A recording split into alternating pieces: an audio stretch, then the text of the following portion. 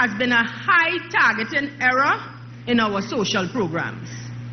And two, what we have found is that a percentage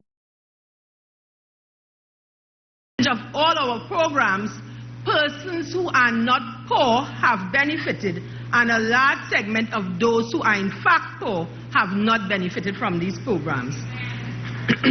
And so, ladies and gentlemen, therein lies the primary reasons for us still being in this situation with respect to poverty. The Ministry of Social Development and Family Services, being cognizant of all of this, has decided that we are going to shift to data-driven decision-making. For too long, decisions have been made without ample data. So we have decided that as we make our decisions and we move forward, we are going to be making those decisions based on data. Our targeting is also going to be evidence and data-driven. Recently, we would have conducted a survey of living conditions, and although it has not been approved as yet, we are guided by the findings of that survey. And what that survey has done, it has allowed us to use GIS to map Trinidad and Tobago. And we at the Ministry of Social Development and Family Service, ladies and gentlemen, can tell you in every region in Trinidad and Tobago where the pockets of poverty are. So we are now in a position to specifically target our programs to those areas because we know where our poor and our indigent are located. That is a great development, ladies and gentlemen. Recognizing this, we have also started to develop regional poverty profiles. We have already completed the poverty profile for Superior, and we are going to ensure that we complete the other 13 by the end of this year. Ladies and gentlemen, it was very interesting to learn from that survey also that poverty in Trinidad and Tobago is more related to low educational attainment and low salaries than unemployment. This suggests to us that what we need to do is to focus on building the capacity of the citizens of Trinidad and Tobago, particularly our poor and our indigent. So we are at present exploring introducing distance learning. A number of our poor and indigent live in rural areas. It is difficult at times for them to benefit from the normal program. So what we are exploring is using the technology and having distance learning programs available to those persons who live in the rural. We have established a number of telecenters in those areas, so it would not be difficult, ladies and gentlemen, because we already have the hardware and the technology in those areas. And of course, we are going to seek to inculcate a culture of entrepreneurship in our people, particularly the poor and the indigent. Ladies and gentlemen, what we have been doing at the Ministry of Social Development and Family Services is providing support to micro and small enterprises through grants. We have provided the seed grant, which is showing empowerment through entrepreneurial development, and the micro enterprise loans. Ladies and gentlemen, we have had 666 groups benefit from this program, and with respect to the seed, we would have had 2,041 persons benefit from those programs, ladies and gentlemen. What this means for us in our drive to reduce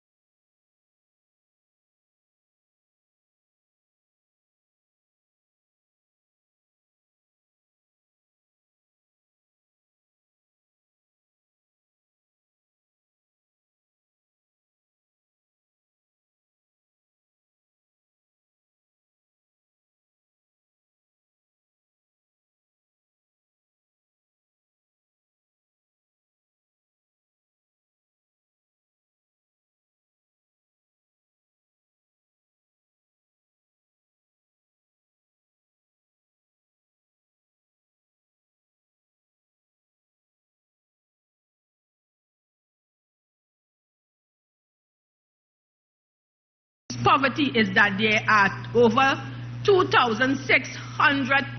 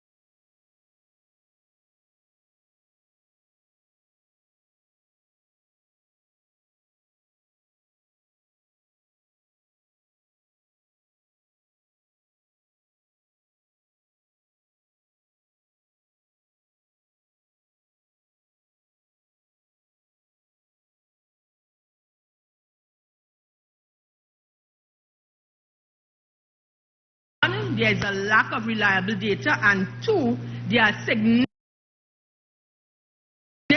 barriers to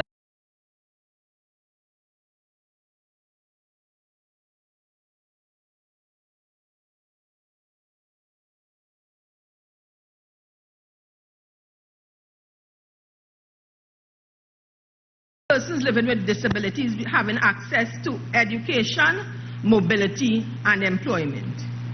So, ladies and gentlemen, this government, through the Ministry of Social Development and Family Services, is going to attempt to create a more inclusive society where there are equal opportunities for our persons with disability to come into mainstream society.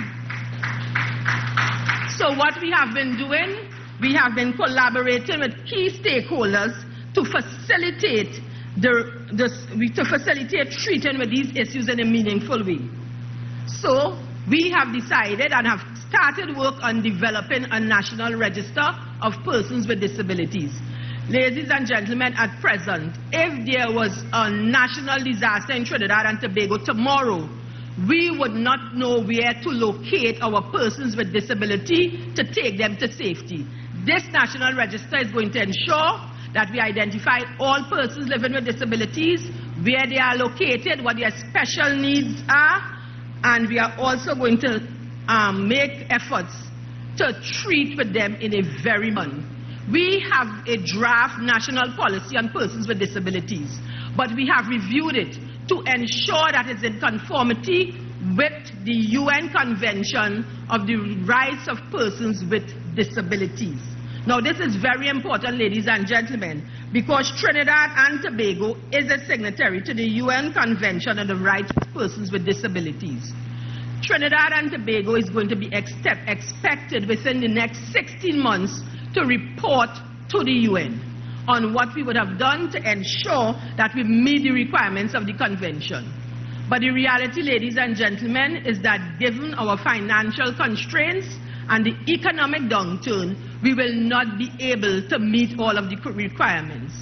So what the ministry has done, we have met with the UNDP and its representatives and the representatives from the U.S. Embassy, and they have given us guidance as to how we can proceed. And what do we have to do? We have to ensure that we develop plans and timelines for all of the requirements that must be met in that convention. And when we have to make our report to the UN, once we submit those plans and those timelines, which clearly demonstrate that Trinidad and Tobago intends to treat seriously with the issue of persons with disability, and that we are in fact on course, then the UN is going to accept our report and there will be no problems, ladies and gentlemen. What is of paramount importance to the UN is that countries who are signatories demonstrate very clearly a willingness and a seriousness to in fact meet all of those requirements. And we are going to do that, ladies and gentlemen, under this government and at the Ministry of Social Development and Family Services. Ladies and gentlemen, I would have attended a function that was held in honor of persons with disabilities. And I remember one of the gentlemen saying, "Live in my world for 5 minutes." And ladies and gentlemen, if any one of you were to live in their world for 5 minutes, you would not make it. If I ask any one of you, close your eyes and come up on the stage, your first reaction would be halt, because it is a scary situation. Our persons who live with disabilities in this country live in that world every day. Persons who are hard of hearing or hearing impaired sit in front of a television every night. The news is there. They do not know what is happening. Persons who are blind cannot move from point A to point B. Our roads are not set up in a manner, our pavements, to facilitate the movement of persons with wheelchairs. Ladies and gentlemen, we are going to take steps to seek to address those issues. But one of the critical things that we need to do is to establish and approve a national sign language dictionary. Ladies and gentlemen, if that is done, children can go to school.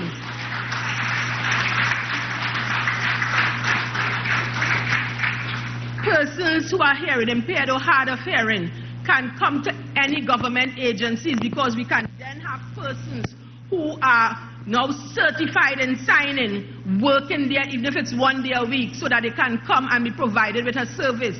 When they go to the hospital, they can interact with that person and know what the doctor is saying to them, and the doctor could hear what their issues are.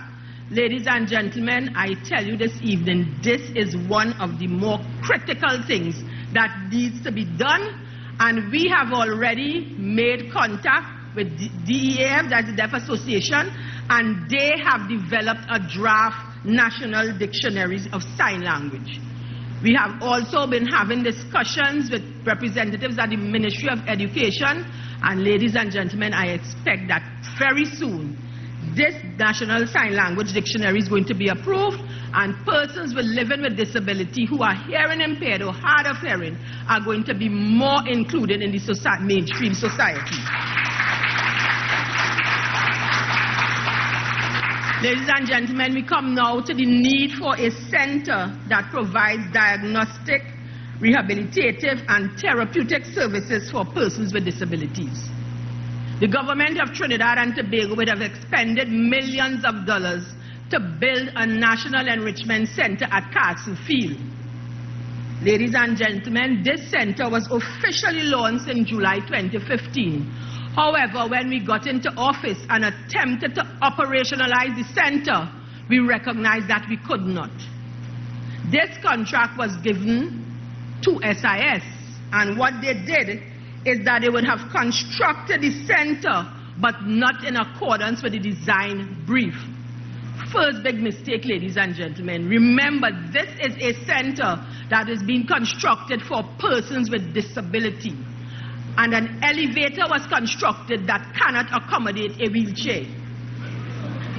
The gymnasium was constructed without the necessary beams. Persons with disabilities who have to do therapy need those beams.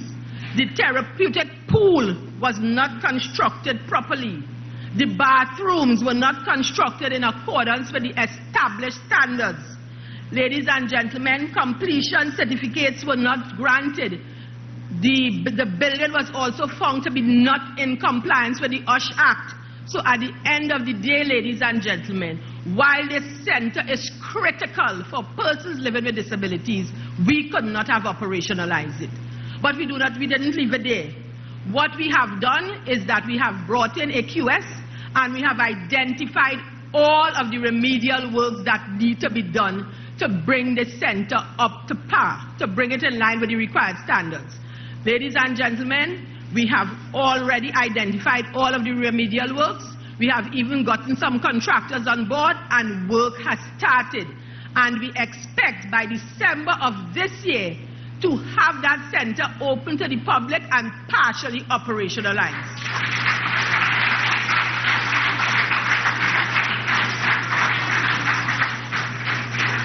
Ladies and gentlemen, I come now to the ministry's core responsibilities. And our core responsibility is delivery of social welfare services to the indigent, poor and vulnerable groups in Trinidad and Tobago. And ladies and gentlemen, when I finish with this list, I am sure you will say, this government is really providing for our poor and indigent. We have the Senior Citizens Grant. This is a pension that is paid to persons 65 and over who qualify, and they are paid $3,500 a month. We have our disability grant of $1,800, which is paid to persons who are deemed to be 100% disabled. We have our public assistance grants. This grant is paid to an adult who is ill and unable to work, or children who are needy. These may be children whose parents may have died, a father may have been incarcerated, and they need that financial assistance. And we pay, ladies and gentlemen, from $1,250 to $1,725, depending on the size of the family. Ladies and gentlemen, we also provide assistance for medical equipment. Eyeglasses, $2,500. Wheelchairs and hearing aids, $7,500. Prosthesis, $40,000. There's a special trial grant, ladies and gentlemen, of $1,100 per month that is paid for 1 year. We have the education grant, and this is to assist secondary school children to go to school, to pay their transport, and that we pay $500 per month during that child's tenure at secondary school. We have the household items grant, where $6,000 would have been granted to persons to assist them with purchasing beds, appliances, and that sort of thing. We have a dietary grant, ladies and gentlemen, and this is intended for persons who have special needs. They would have been prescribed specific drugs because of their condition, maybe diabetes or heart disease, and we pay $600 per month. There's a pharmaceutical grant for persons who cannot get their drugs under CDAP. There's a funeral grant. If, God forbid, one of your relatives may die and you cannot afford to bury them, we would grant you $7,000 to assist with your burial. Ladies and gentlemen, and for persons who may be the victims of a disaster, we give each member of that family $1,000 to assist them with replacing their clothing. And for the children in that household, we grant $700 to those at the primary school level and $1,000 to those at the secondary school level. And ladies and gentlemen, we also have a housing assistance grant. So for those who are poor and indigent and their house may have fallen into disrepair, we grant $15,000 for the house repairs, $15,000 for electrical wiring, and $15,000 for plumbing. And for those whose house may have been destroyed as a result of a disaster, they are granted $20,000. Ladies and gentlemen, in these difficult times, tell me, isn't your government doing a wonderful job?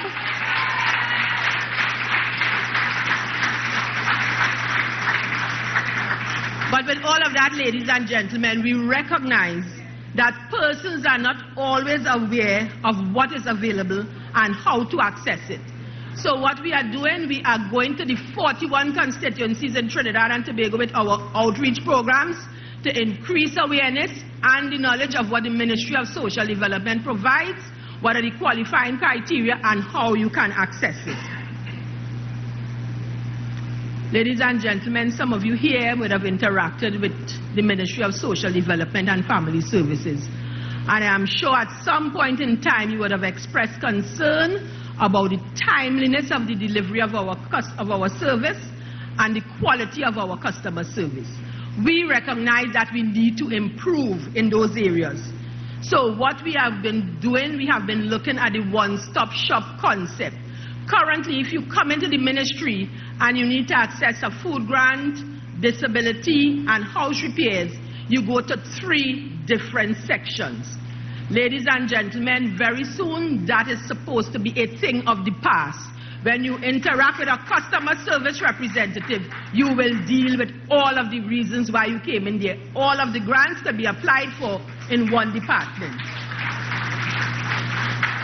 We are also going to implement standards of performance, turnaround times, and the level of customer service that each person working in the ministry is expected to adhere to.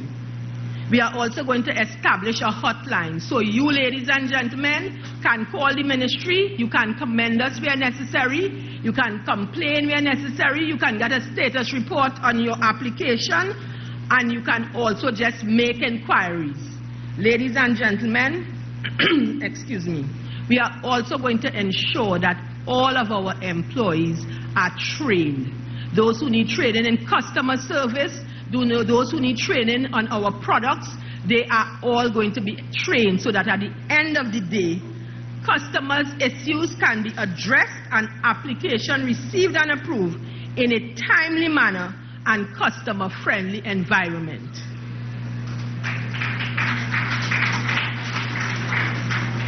Ladies and gentlemen, you may have seen recently in the papers a number of advertisements concerning our biometric system. The ministry would have introduced a biometric system in 2014 because we recognized there was a need to harmonize and streamline the delivery of all of our service grants into one integrated grant card. Ladies and gentlemen, so we would have sent out tenders and we would have contracted the in consortium to provide us with this biometric card, smart card system. The system is built on 2 platforms. The biometric platform, where we use the fingerprint as the unique identifier, and the financial platform, which supports the transfer of payments to clients and manage the interface between the bank and the biometric platform. Ladies and gentlemen, this system would have cost the government of Trinidad and Tobago $67.4 million to implement. Enrollment was supposed to commence from March 2014 and end in September 2014. But ladies and gentlemen, previous administration did not adhere to this. So what we found is that there were numerous delays as we were walking along the enrollment path. Ladies and gentlemen, what would have happened is that the ministry would have expended approximately $1 million on fast-track options within that system that has never been used. And ladies and gentlemen, what is more worrying is that as March 2016, which is 5 months after the expiration of the contract, the ministry would have only enrolled 61,848 persons, or 35% of our grant recipients. Now, ladies and gentlemen, when the contractors would have indicated that their recurrent cost is $29.7 million, this was on this understanding that the ministry would have had its 170,000 plus grant recipients all enrolled. Ladies and gentlemen, that has not happened. So we ended up with a situation where the contract has expired and only 35% of our grant recipients have been enrolled. Ladies and gentlemen, the ministry, recognizing that something was not as it should be, would have embarked on an exercise. This exercise would have determined that there were 4,000 persons who were in receipt of the food card who were not eligible for the food card. Ladies and gentlemen, by removing those 4,000 persons from the system, we would have saved the government $25 million annually.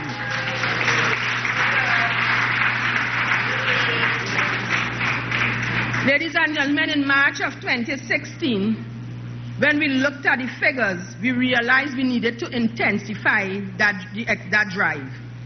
And what we would have done, we would have placed ads in the newspaper, personnel from the ministry would have been in the print, would have been on the television, indicating to persons that they needed to come in to enroll. And the purpose of that was to determine whether the persons who were in receipt of the food card were in fact still eligible for those food cards. And we would have advised the public that we were going to place a hold on those cards if persons failed to come in by the middle of the middle of April. And ladies and gentlemen, this was driven by the fact that we had estimated that there were 13,000 persons who had not come in as part of that enrollment drive.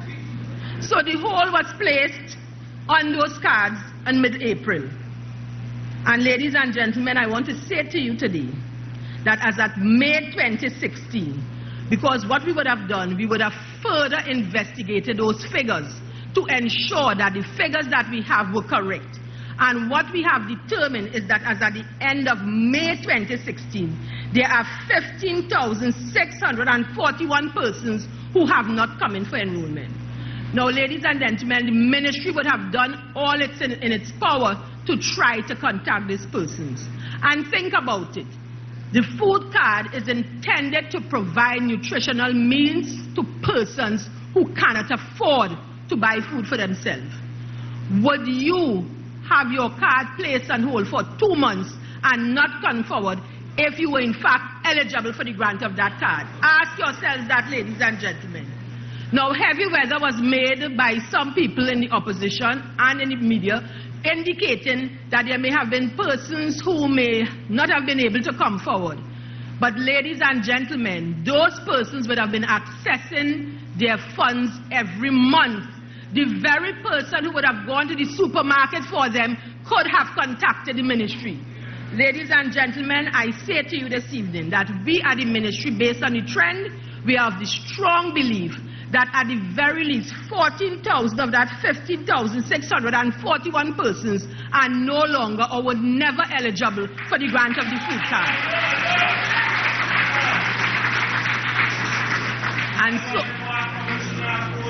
And so, ladies and gentlemen, on the 15th of July, the 3-month extension that we had granted would expire, and persons who do not come in will be removed from the system. And ladies and gentlemen, I'm saying to you this evening, if 14,000 persons are in fact removed from the system, it is going to save us $110 million annually.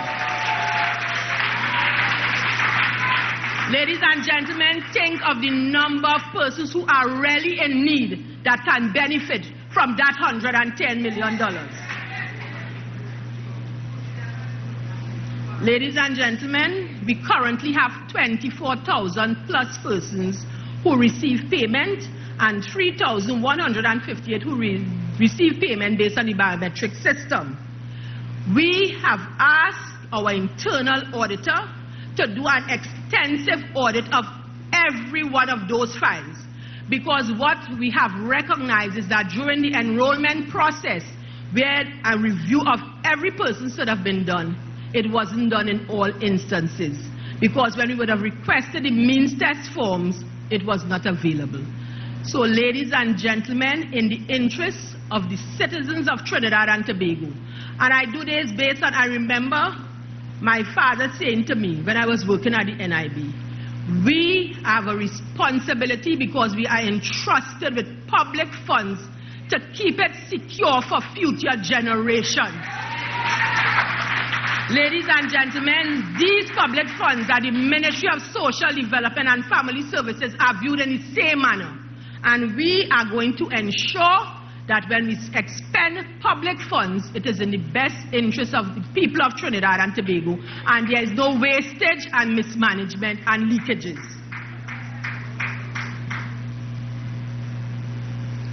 Ladies and gentlemen, as I would have indicated before, our contract with the vendors for the biometric system came to an end in October 2015.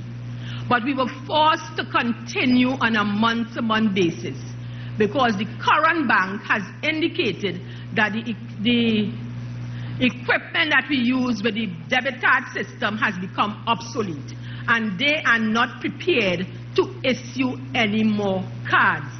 Ladies and gentlemen, those of you who may be waiting for a permanent food card, you are affected by this. The bank's refusal to issue additional cards because the system has been deemed obsolete. Ladies and gentlemen, we also looked at the fact that we have a system that really only services 3,158 persons of our 170,000 grant recipients.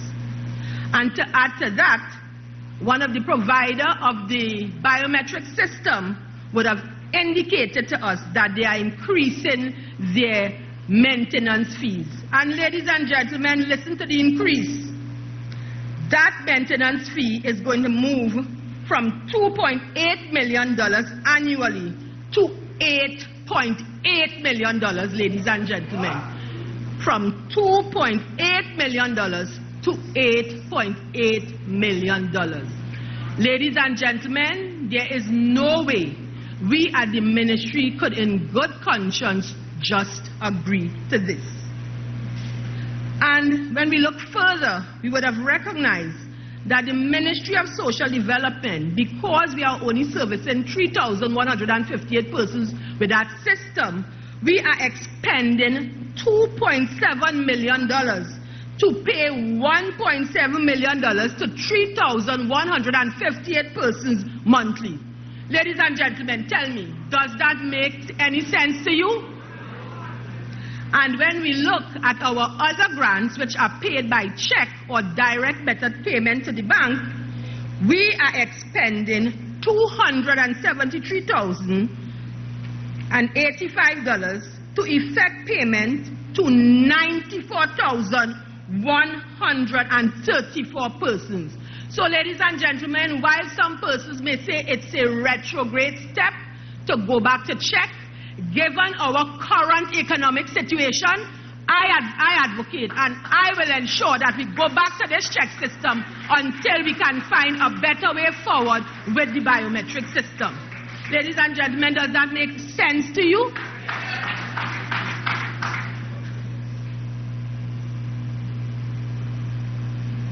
Ladies and gentlemen, by reverting to paying that 3,158 grant recipients by check and putting the biometric system on hold, this ministry will be saving our government $2.4 million monthly. That is not check feed.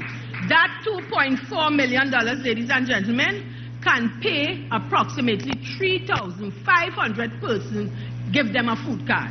That is money better spent as we seek to reduce poverty and to ensure that our poor and indigent are provided with a nutritious meal every day. And there may be some of you, ladies and gentlemen, who may be concerned about check fraud. But let me assure you, the Ministry of Social Development and Family Services would have met with the Central Bank, the Bankers Association, representatives from all commercial banks, and we would have shared our security features and codes so as to allow the banks to detect fraudulent checks. And ladies and gentlemen, we see it is working, because on Friday, when a person would have attempted to cash a fraudulent check, they were captured by the police when the bank called them in. So be assured, ladies and gentlemen, as we revert to the check system, our funds will be secure. And I come now, ladies and gentlemen, to the food card. The Targeted Conditional Cash Transfer Program is really a short-term food assistance program that targets the poor and the indigent. Ladies and gentlemen, the TT card, which is the permanent card, is really only intended for needy families and it is income-based. So what happens when you come into the ministry to apply, a means test is done, and based on the results of the means test, you are either approved or not approved for the food card. But remember, the food card is intended for the poor and the indigent. It's not intended for persons as my niece would have called me, Auntie, I am in the supermarket and there's a woman here with a Coach bag paying with 2 food cards to buy alcohol. That is not the purpose of the food card. It is to ensure that our poor and our indigent can have a nutritious meal.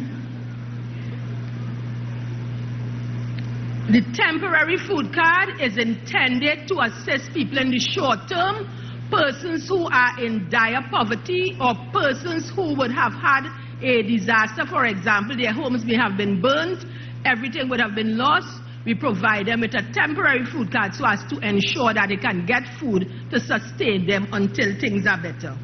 And then there is a developmental component. This component seeks to assist families living in extreme poverty in accessing critical services throughout the sector.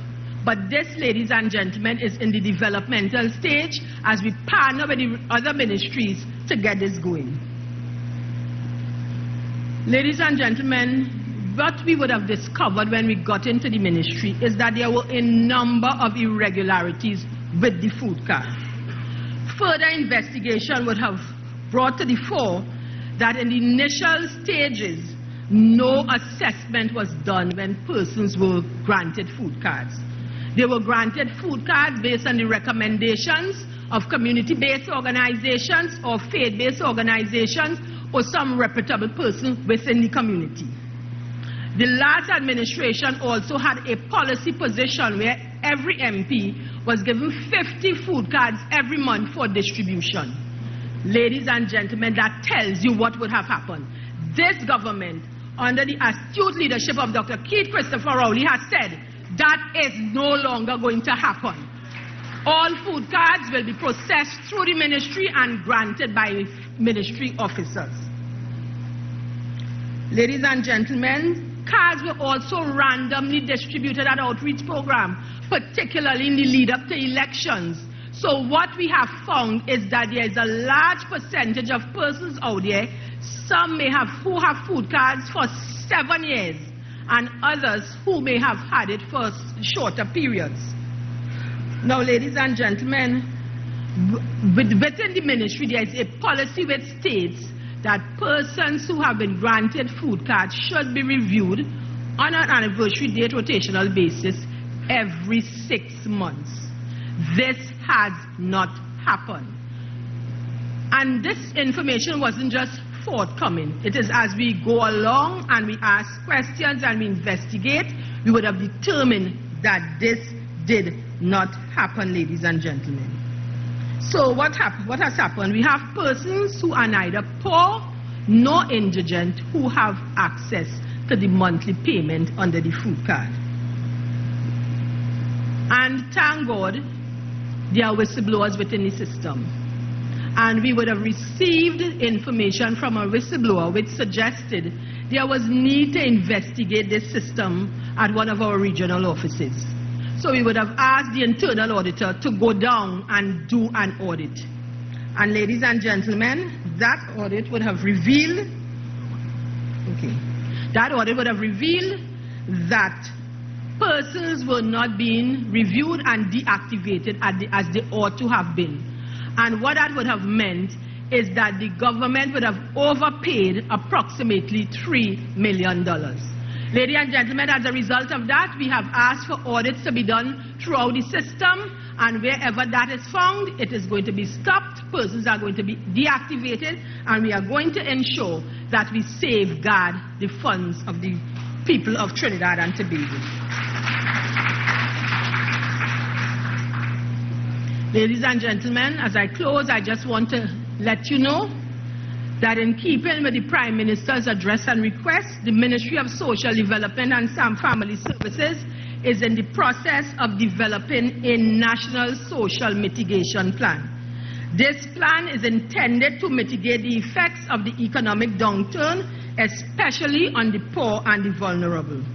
The ministry is collaborating with other social sector ministries and civil society in the development of this plan. As a matter of fact, staff of the ministry are in San Fernando at the Naparima College hosting one of our social dialogues program where we can gather information from the members of the public, from civil society to inform that plan. And ladies and gentlemen, we expect to have that plan finalized by the end of July for submission to Cabinet. Ladies and gentlemen, I hope, I trust and I pray that I would have assured you here this evening that this government, through the Ministry of Social Development and Family Services, is going to transform the landscape in Trinidad and Tobago by reducing poverty. We are going to ensure that the disabled are become included into the society, and we are going to continue to work with the NGOs, the CBOs, and the FBOs to ensure that there is improved service delivery to the people of Trinidad and Tobago. And most importantly, we are going to safeguard public funds and ensure that they are expended in the best interest of the people of Trinidad and Tobago. Thank you, ladies and gentlemen.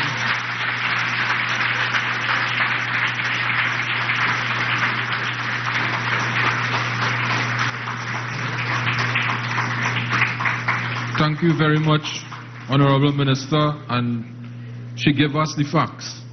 So what we need to do is go to the offices and get the information you need and take full advantage. She sounds like if she's there 9 years now, and it's only 9 months.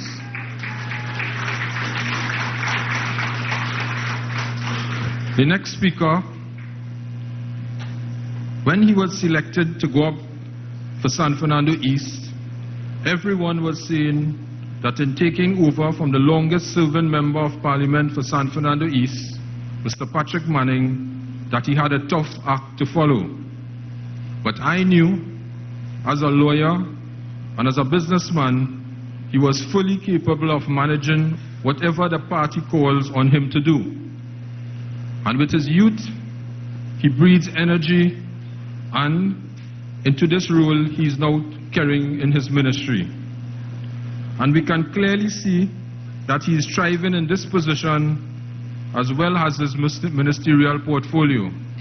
Without further ado, I invite the Honourable Member of Parliament for San Fernando East, Mr. Randall Mitchell.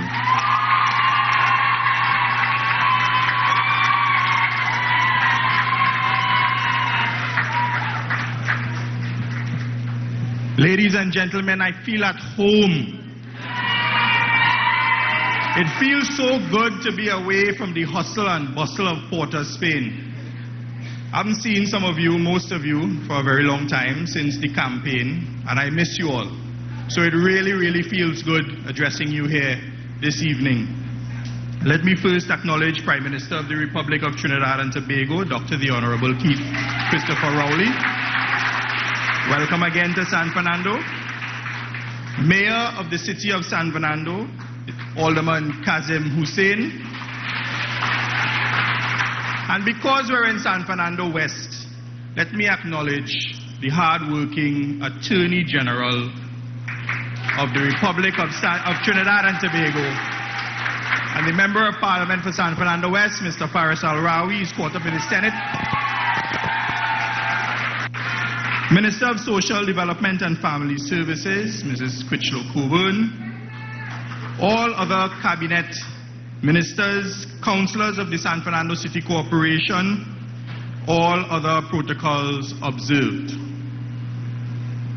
Ladies and gentlemen, I welcome you all on behalf of the people of San Fernando East to the city of San Fernando to this public meeting at Scout House Building, Lady Hales Avenue. I also want to welcome our listeners on the World Wide Web and those following live on the airwaves on I-95.5, Power 102, Sangeet 106.1, and Vibe CT 105. Ladies and gentlemen, these meetings are being arranged to report to the public on what we have been doing as a government for the last 9 months. And you have just heard a very comprehensive report from the Minister of Social Development and Family Services. And you will hear from our Honorable Prime Minister and Leader.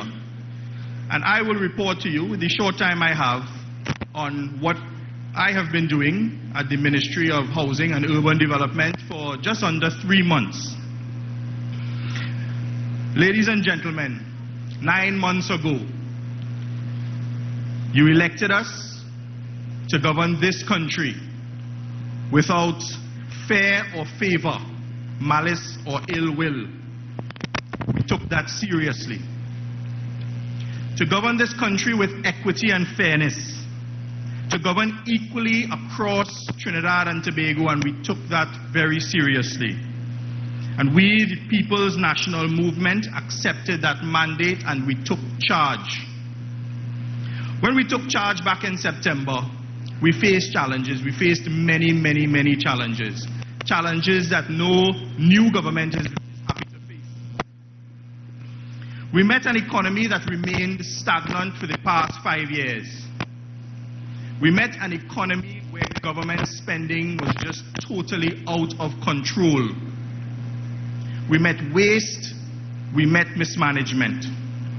We met a situation of rapidly declining revenues, and we met a situation where our revenue collection was inefficient and bad.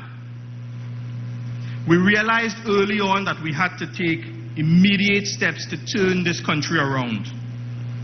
Led by our Honorable Prime Minister and Leader, we had to quickly determine what our true financial position was. On receiving the bleak picture, we grabbed a hold of levers and we took firm control. With time against us, our Prime Minister and his cabinet showed the grit and fortitude that this situation demanded of us. And we've had to make some very, very, very hard decisions to protect and stabilize this nation. Some of those decisions would have caused some discomfort for citizens. That is expected. Decisions that forced us to make certain adjustments, but decisions nonetheless that once made now would ensure that we as a people would enjoy long-term prosperity for our children, our grandchildren, and for us collectively as a country. We have had to change tact in the Ministry of Housing and Urban Development. No longer can we depend to fund our work program on the Ministry of Finance. We've had to find some very innovative ways to derive revenues from our operations to fund the housing programs. One such method that I want to bring to your attention here tonight is what we call our mortgage conversion caravan. The aims of the mortgage conversion caravan is twofold. One,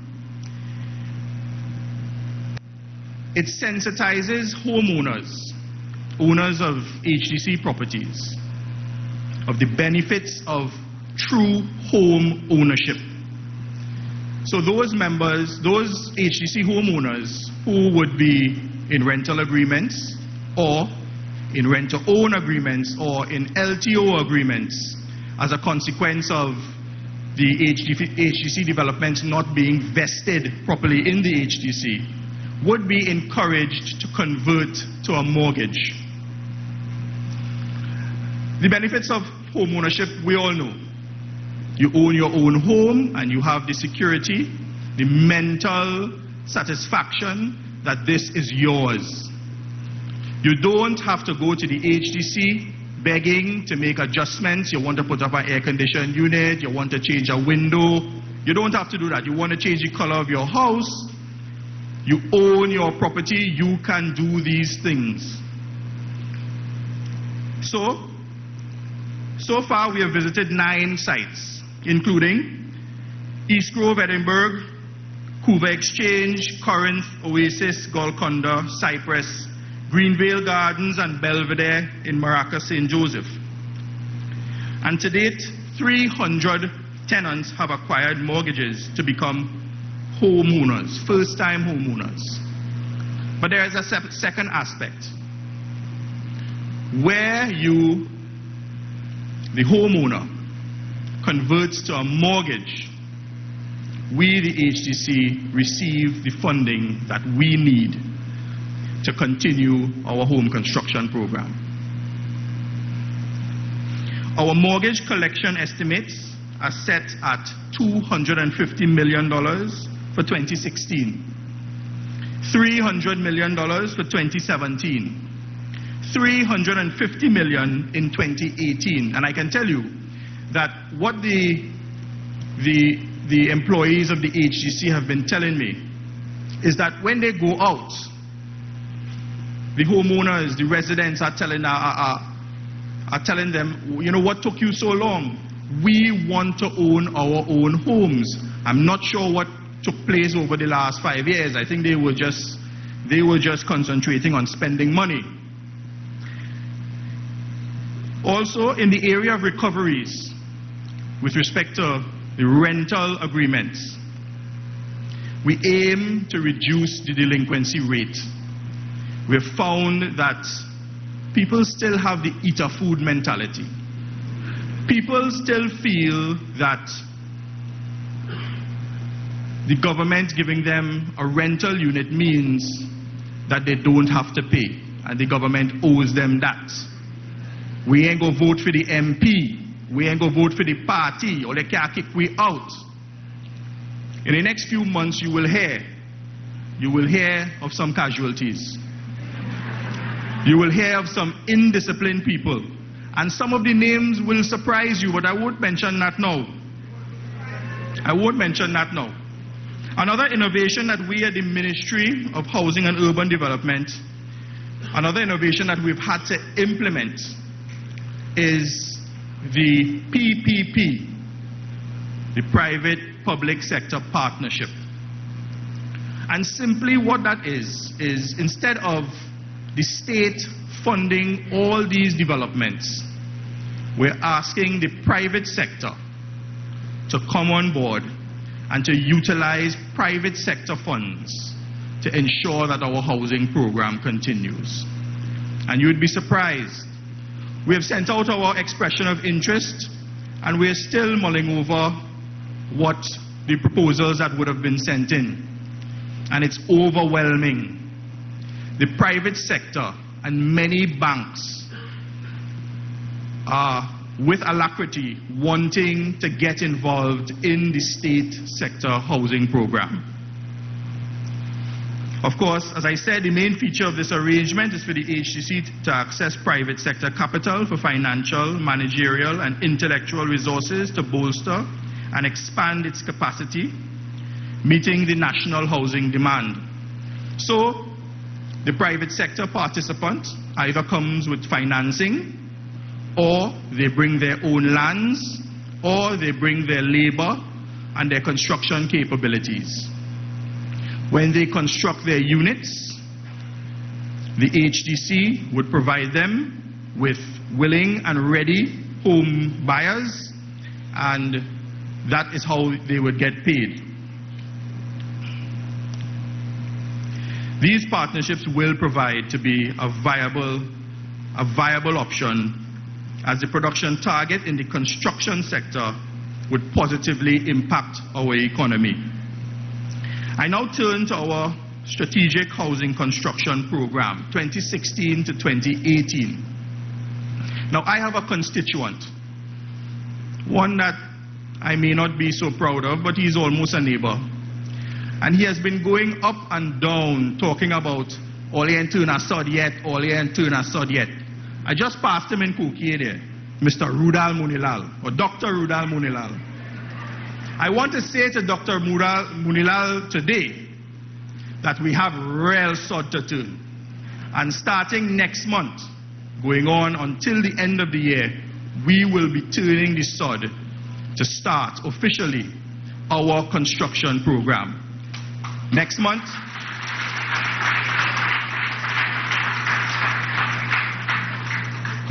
we will be turning sod at a place called River Runs Through It, that's in Malabar, where we expect to get 107 housing units out of that project. And we are no longer relying on the method or the plan of giving one contractor billions of dollars in work. What we are doing is we have invited 60 contractors to bid, and we will give contracts out to at least 15 contractors to contract those to build those homes. So no contractor would build more than 10 homes at a time. And what that does is it truly develops our small to medium contractors, and it spreads the money around. We in the PNM believe in everybody getting a little bite out of the big pot, and that will truly ramp up our economy. There are a number of other strategic objectives that I want to talk about in the short time I have left. Is our electrification program. On assuming office in the Ministry of Housing and Urban Development, it came to my attention that many of our sites do not have street lights, and I really can't understand why, and there is no time to understand why. What I have done is I have instructed the board at the HDC to immediately embark upon a program to bring street lighting to all the sites all across Trinidad and Tobago.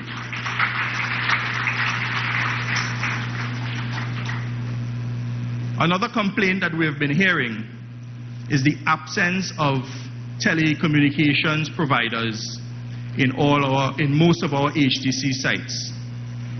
That concerns me.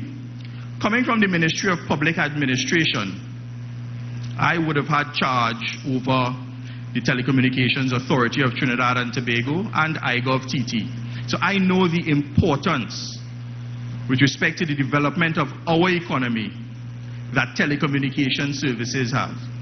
And I have also directed the board of directors at the HDC to immediately speak to the vendors, TSTT, Digicel, and all others, to embark upon a program to bring telecommunication services to all the sites all over Trinidad and Tobago. And lastly, let me just touch on Taradale Gardens, because Taradale Gardens fall within the constituency of San Fernando East, and it is a place that I really hold dear. During our campaigning, we would have walked in Taradale Gardens, and it really feels like a forgotten development. The roads are bad, there aren't any street lighting, there aren't any green spaces, there is no play park, and there are a lot of young children just running up and down in the road. Within the next few months, we will start a road paving exercise within Taradale Gardens. And what that would do, it would bring immediate relief to all the residents and their motor vehicles, and it would also bring jobs to the people of Taradale Gardens. We've also started our street lighting program, and Taradale Gardens will not be forgotten. We've also embarked on, in the very early stages, we've also embarked on a program to bring green spaces to developments. We've been working in many HDC developments, and what is glaring, what is stark, is the absence of green spaces, recreational spaces for the residents to go and to sit in the greenery, in the environment, listen to the birds chirp, feel the breeze. We are going to embark on a program to bring green spaces, starting with Taradale and also in Current Hills, so that we will bring some relief to all the residents. Ladies and gentlemen, as I conclude, I want to reassure you that the Ministry of Housing and Urban Development is in good hands. Under this government and under the astute leadership of Dr. the Honorable Keith Christopher Rowley, we continue working And we will continue in our distribution of houses. There will no longer be any corruption with respect to the minister's discretion in the distribution of houses.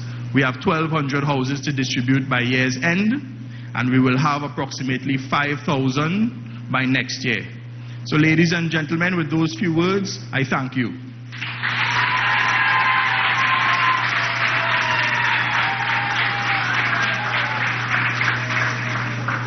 Thank you very much, Honorable Minister Mitchell, and you give him another round of applause. Being a brand new minister, he have done well so far. Now we have a question and answer segment, and I would like to ask former Councillor Sharon Looney to assist with the mic. Oh, you have the mic there? Okay. All right. So, before the questioning, I'd like to just acknowledge two members of Parliament who came in. Minister of Energy, Ms. Nicole Oliver, and to get ready to answer to pose your questions, and Minister for Lavantil, Adrian Lois. Welcome to San Fernando.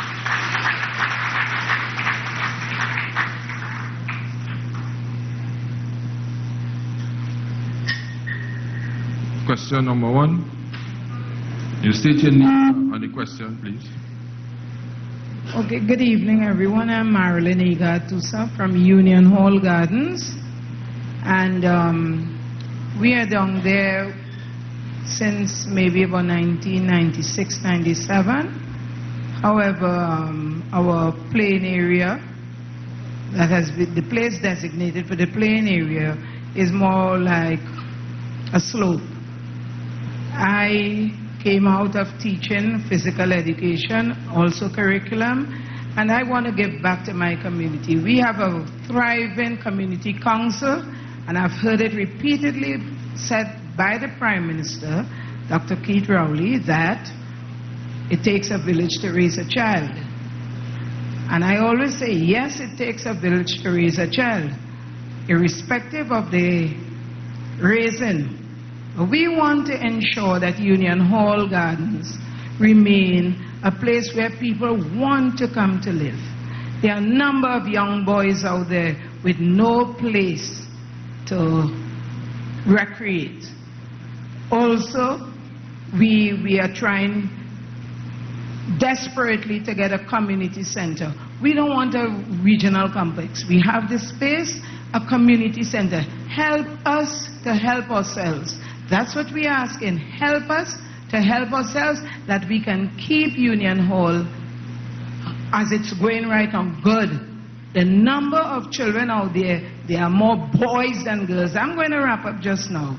But I want you to also want to say, to this date, we still have a sign saying NHA development. Nothing about HDC. I thank you. Thank you very much. Next, please. Hi, good evening. My name is Keith Smith from Pleasantville. I have three quick questions here. The former administrative complex turned teaching hospital is underutilized. I paid a visit there and I saw some of the floors are not utilized. I want to know what are your plans for utilizing this space in conjunction with the hospital. Also, we have at Pleasantville, Shokonia Corner and the bypass, that burnt out 4-story building. What are your plans for utilizing that space also? One more question for the Minister of Housing. In most of our areas, HTC older areas, there are some abandoned lots and buildings that are not being used. I want to know if with your help, new applicants can utilize those spots by you preparing them and offering it to these people. Thank you. Thank you very much. Next question, please.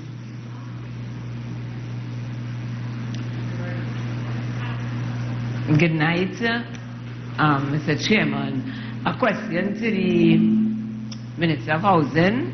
I live at Bayview in Laramine, and there are a number of empty lots, vacant lots, and they're not being cleaned or cleared. I don't know if people own them or if it's still owned by the HDC. If the ministry have any program in place to do that, to clean the vacant lots. Okay, next question. We want to keep it going fast because a lot of people want to. Yes? Good evening, Honorable Prime Minister Dr. Keith Christopher Rowley, other members of the head table, His Worship the Mayor of San Fernando, Alderman Kazim Hussein, I'm Samantha Felix, Chairman of Puch West. I'm extremely gratified to, along with my constituency members, to show our appreciation to our Prime Minister under his astute leadership for running our country in the midst of this economic downturn, mass retrenchment, low oil and gas prices, and the list goes on and on.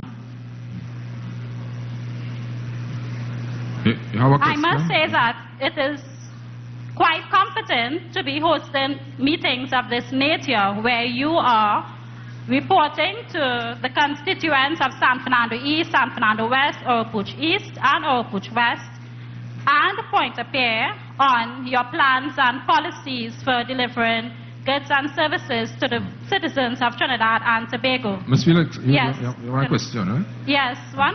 Yeah. I have a few questions. So. Yeah. But, okay. Yes. Time is limited. Question, okay.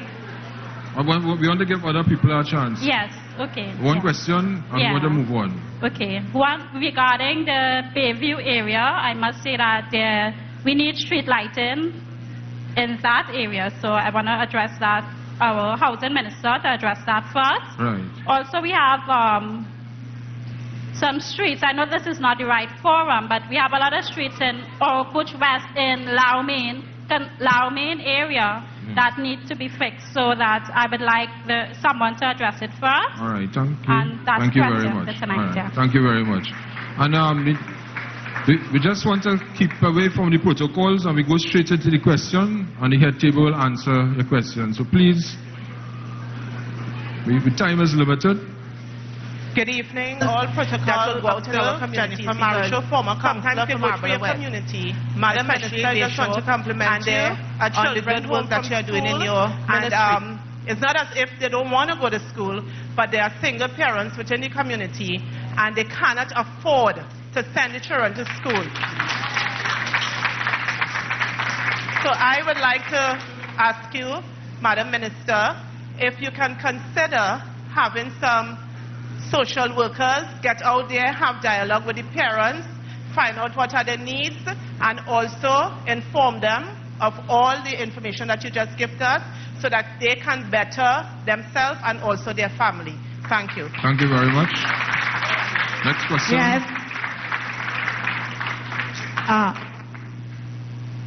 I hear the minister of the HDC minister and with the housing projects that are about to be started. I just want to ask what checks and balances would be put in place for plumbing issues, because with the last free contracts that went out, some of those houses were loaded with plumbing issues. And I'm hoping that that issue will not return with these new houses that are about to be built. Okay. Thank you. Good night to the Honorable Dr. Keith Rowley, and also good night to the rest of the head table.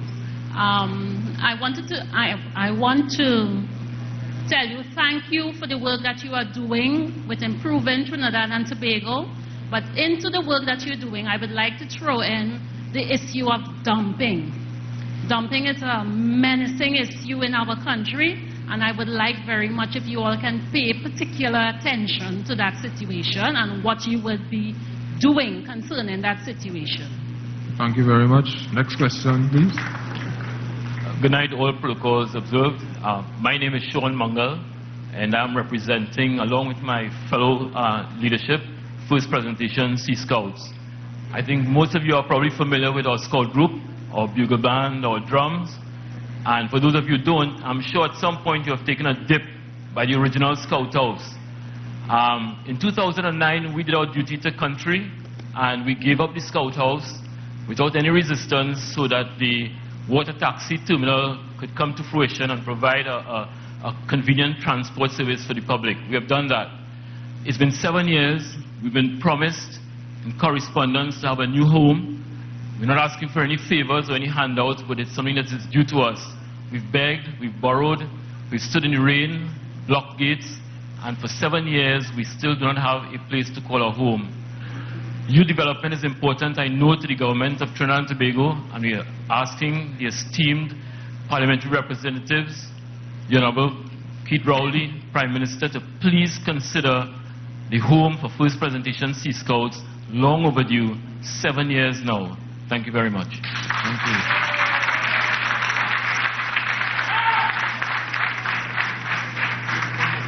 Yes, sir. Yeah, good night, member of the head table.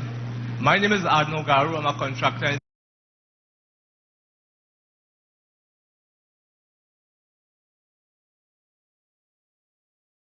San Fernando.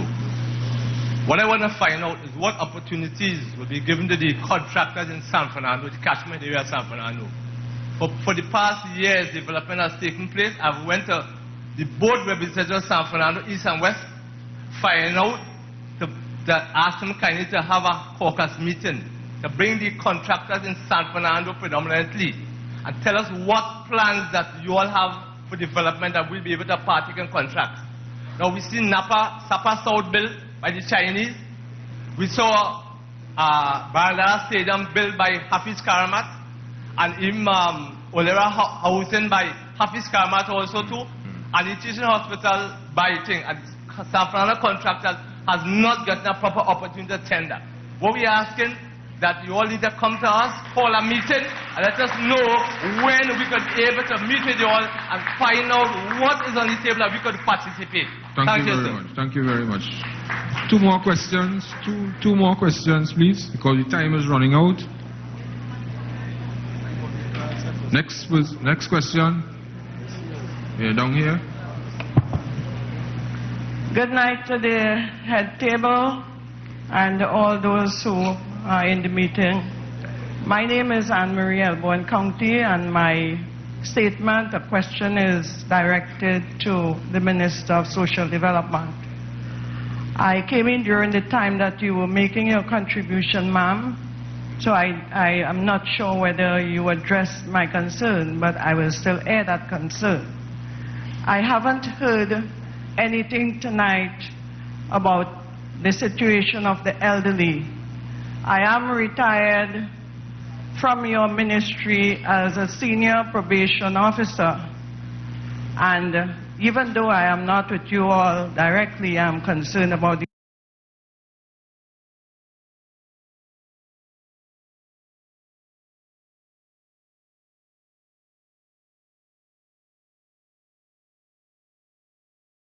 these people. Now, we would have heard a lot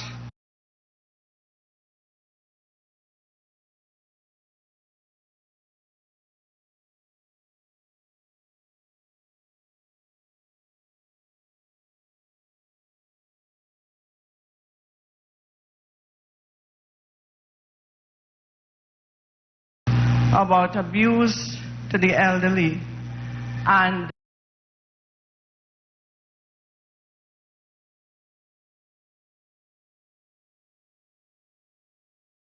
all right, thank you very much. Thank you. All right. Next, last question. Last question. The Right Honorable Prime Minister and all other members of the PNM party tonight. Congratulations on becoming Prime Minister and taking the vow to lead the country. The question, please. My question is Skinner Park. Is there any plans for Skinner Park? I've been from San Fernando for a long. I live in San Fernando, and I've never seen or I've seen Skinner Park stay the same way, and it's no improvement. The stars and the sportsmen that come through Skinner Park, I think Skinner Park deserves some attention. Thank you. Thank you.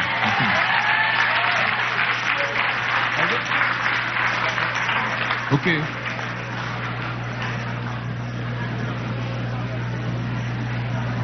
Okay, concerning the last question, at Skinner Park, when we took office at the San Fernando Corporation 2 years ago, we made a proposal and sent it to the last government. We have renewed that proposal and we sent it to the present Minister of Sport for his consideration and approval. So not to say we are not doing nothing, we are in office 2 years and some months, and we are working. Okay, so rest assured we will assist the Skinner Park. All right, so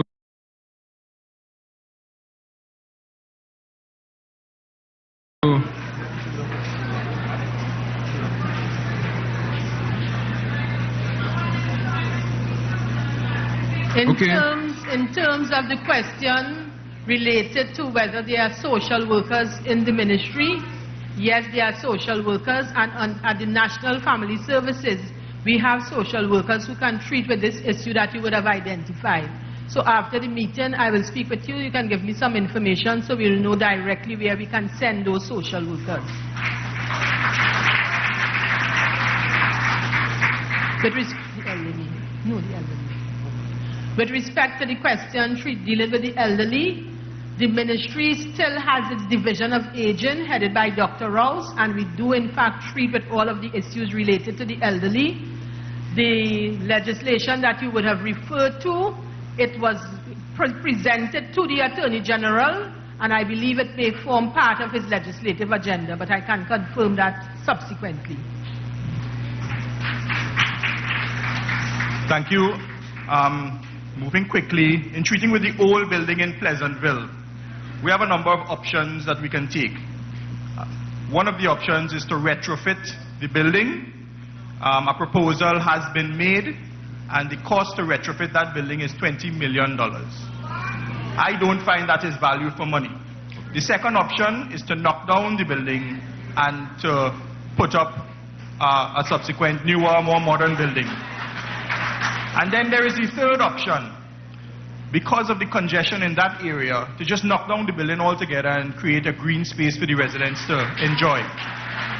So we are reviewing all options, and pretty soon we will come to a decision. With respect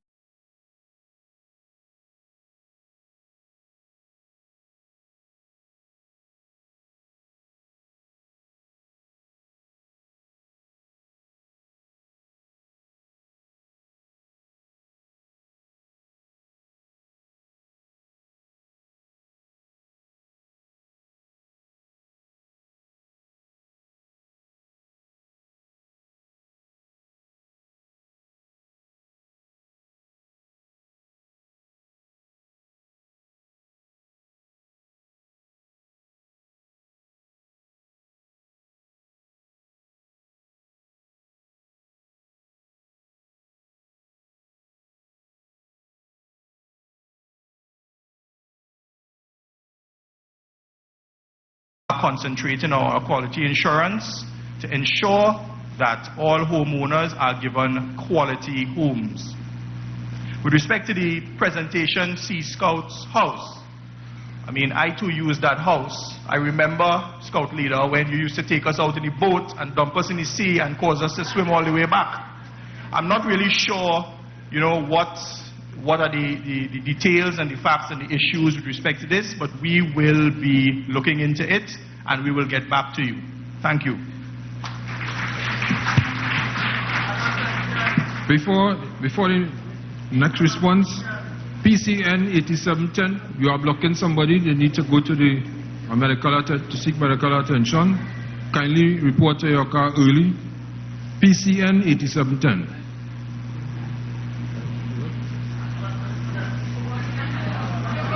Okay, ladies and gentlemen, our final speaker for the night, of course, needs no introduction. Where would our party be without his leadership? He has taken us to the success of winning elections, and though he inherited many problems from the outset, he has been decisive in steering Trinidad and Tobago towards progress. He has made sure that every constituent can feel the government working for them by holding meetings like these. He didn't just campaign and didn't disappear into Prime Minister's residence. He is here working for you. Make sure that he's part and parcel to all public concerns across the whole country. I am honored to share this stage with him tonight, and to be able to introduce him, I would like you all to kindly stand and welcome the Honorable Prime Minister, Dr. Keith Rowley.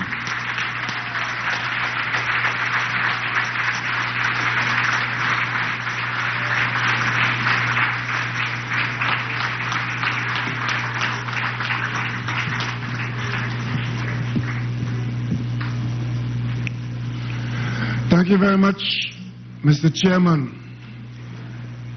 Alderman Kazim Hussein of the city of San Fernando. Ladies and gentlemen, you were asked to stand not to welcome me, I'm sure. He was just making sure that you won't fall asleep. It's close to your bedtime, so I won't keep you too long. But I hope that for coming out this evening, and those of you listening at home, you would have had the benefit of hearing up-to-date reports from two new ministers. The Minister of Social Development and Family Services and the Minister of Housing and Urban Development are two of the new people in the current cabinet. And I must say that as new ministers, they indicated to you they have a grasp of the job.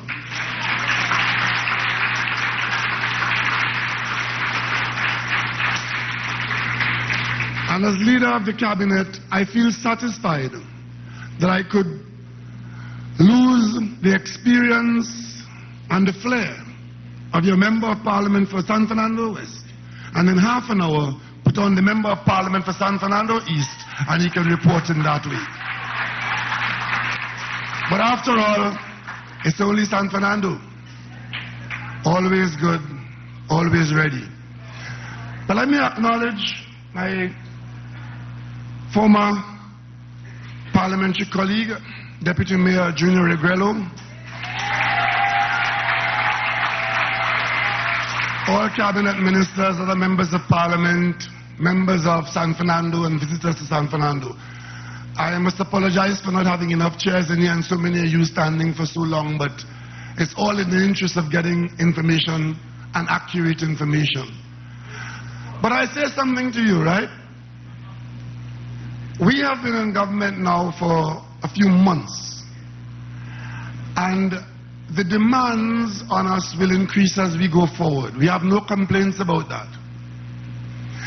But as a citizen, I want to say to you that it is very easy for government to come and government to go and government to come and government to go and individuals change office and nothing in the country changes substantially. That's possible and easy. And that might be okay if things have gone very well, so you leave well alone. But in our situation where so much has not been going right, some of it for some considerable time, and some of it has worsened in the recent past, there's a requirement for this country to get things right. And you see, as you set about to get things right, regardless of what you're going to do, there are very few situations where the decision will find favor with everybody. And in fact, doesn't matter how bad the situation is, somebody is benefiting from it. I mean, it is an epidemic and people are dying like flies. Simpson have a broad smile on his face.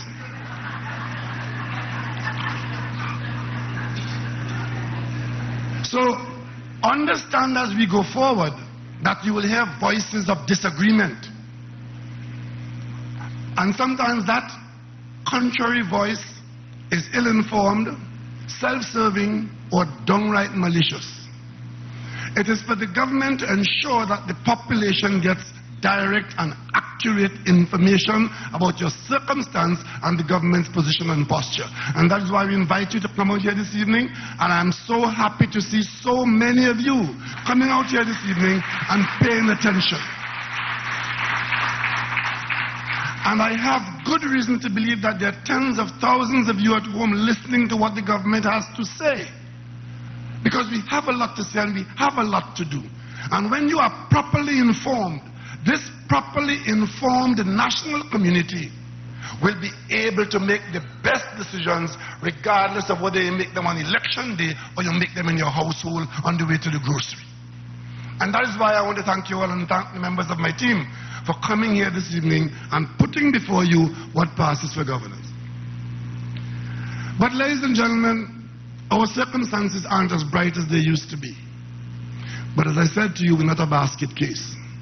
And what is called for, particularly at this time, is good management of your affairs.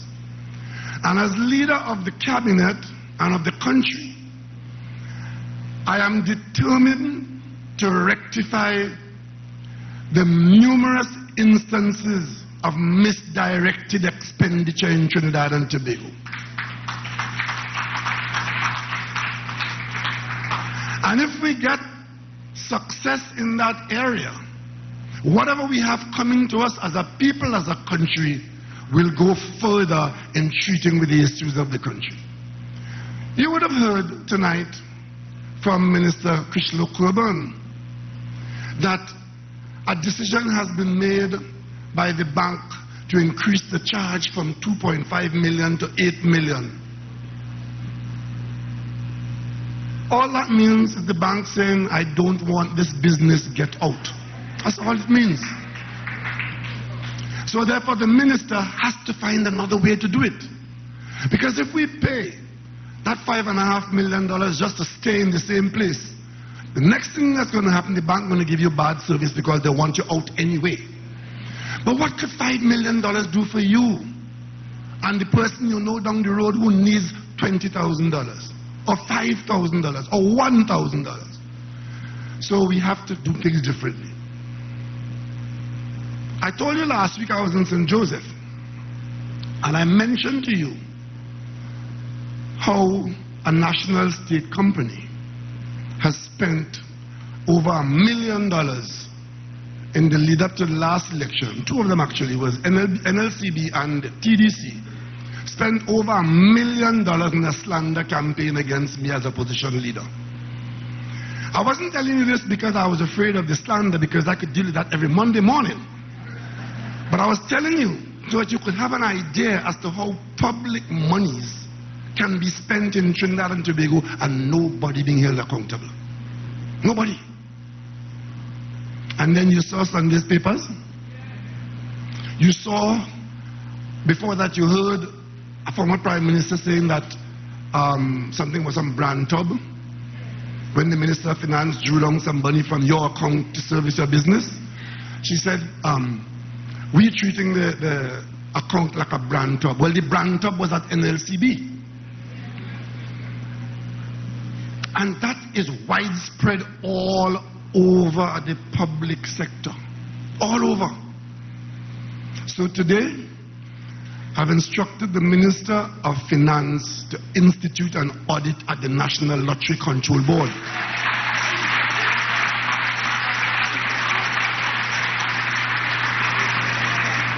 And if there is any person or organization in there found to have received money under false pretenses, ask them to pay it back. Because I warned you all before that if the top of the management of the country is corrupt, people who normally will behave properly underneath sees what's going on top. And then if the priest could play, who is me, and all of them start to play. Because what I've seen there starting in 2013, I have every reason to believe that it was the tone and tenor of 2011 and 2012 that encouraged people to behave like that. Because they believe that they will get away with it. I know the hard part about it. They are getting away with it. Because you, the population, if you ask anybody in the country now what they think about the government and the opposition and so on, it's largely negative in many instances. Because you have seen, you know, you are aware, you have a sense, you have a feeling that some things have gone wrong. And you're asking, why isn't the government doing something about those people who have done those things?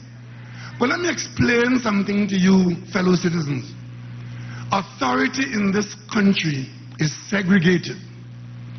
While you vote to elect the cabinet, the government, the parliamentarians, there are two other arms of the state that you have no involvement in. You have no say whatsoever in the judiciary. None whatsoever. After a person is charged, arrested and charged, you have no say in that. We have to watch the wheels turn and hope that justice is served. Of course, you can influence the parliament by encouraging your parliamentarians to vote in a certain way or to carry a certain bill to the parliament. But in terms of acting against persons who have been deemed to have done wrong, the government and the cabinet as individuals in their office have no say. As a matter of fact, if tonight I say that Mr. So-and-so and Miss So-and-so who did so-and-so should be arrested, I will be accused of interfering in the work of the Commissioner of Police. I'll be called a despot. I have been called a dictator. Because they're always looking for labels to put on me. I don't know what they have with Keith Rowley from Mason Hall and Diego Martin West, but they're always looking for labels. But I'll tell you something.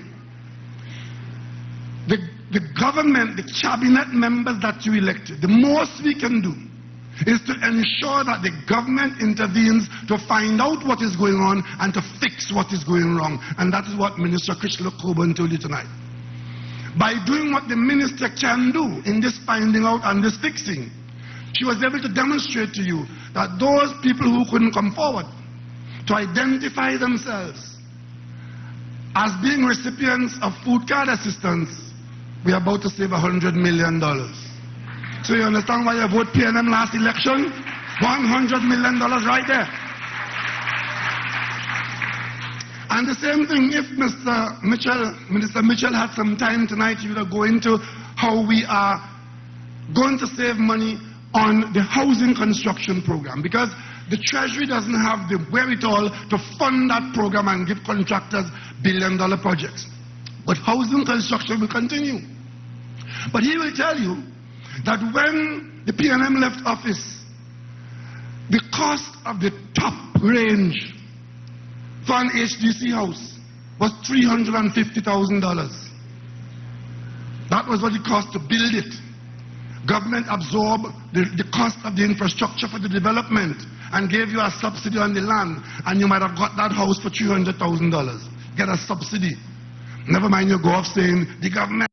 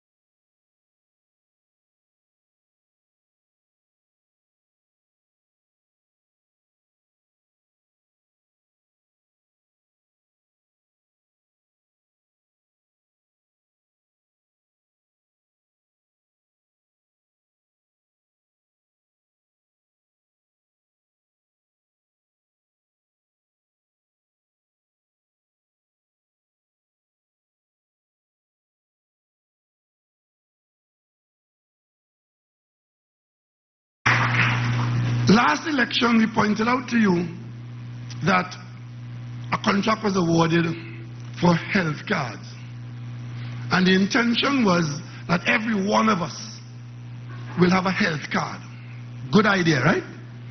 And whatever that card was supposed to be all encompassing, it will have your medical record in it, and whenever you go to get CDAP in particular, you can't go into 5 or 6 or 2 places and get the same medicine and so on and so on. To make sure that there's no waste and there's no corruption in the supply of medication. Good idea.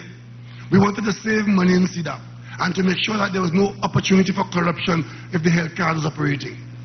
That contract was awarded just before the election. And immediately many of you started getting Vote Kamala on your private telephone numbers. Well, the two things were linked. That contract was for $30 million. And it was $30 million for a good idea if it had materialized. I'm advised by the Minister of Health that it has not materialized in any significant way. But more importantly, even if it had materialized as it was envisaged and paid for, there was no consideration for the maintenance of the system in that $30 million. That was a separate arrangement. $14 million a year. Had you not voted the PNM into office last September, that contract would have stood. But by having changed the government, that arrangement is not going to see the light of day.